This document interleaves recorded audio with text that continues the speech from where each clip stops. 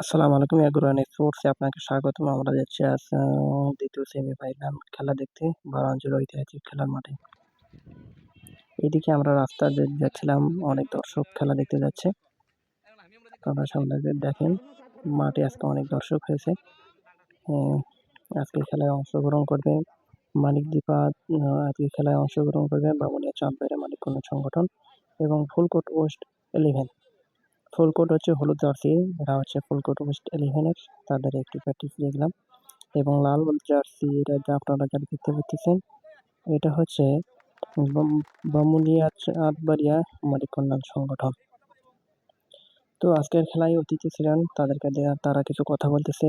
আজকের কথায় চেয়ারম্যান ছিলেন, মেম্বার ছিলেন, সাথে বিএনপির আরো অনেক নেতৃবৃন্দ ছিল। তারা খেলোয়াড়দের উদ্দেশ্যে কিছু কথা বলতেছে। হ্যাঁ, কথাবার্তা শেষ হওয়ার পরে এই খেলার উদ্বোধন করেন আজকের সভাপতি যারা মোহাম্মদ মহসিন ভাই, যিনি সাবেক বিএনপি নেতা, এবং উপস্থিত ছিল আরো অনেক দলীয় নেতৃবৃন্দ।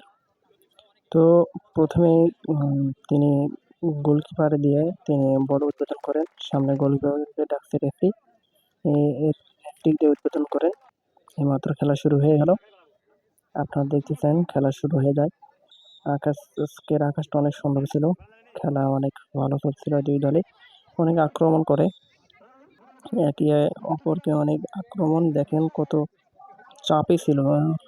প্রথমে শুরু থেকেই তারা ফুলকোট ওয়েস্ট 11 অনেক চাপে রেখেছিল বামুনিয়া চাঁদবাড়িয়া মানিককন্যা সংগঠনকে, অনেক চাপে রেখেছিল। তারা শুধু শুট করে গোল মারে, কিন্তু গোলের দেখা পায় না।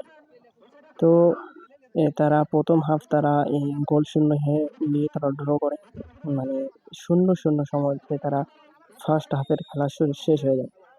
তো একটু পরেই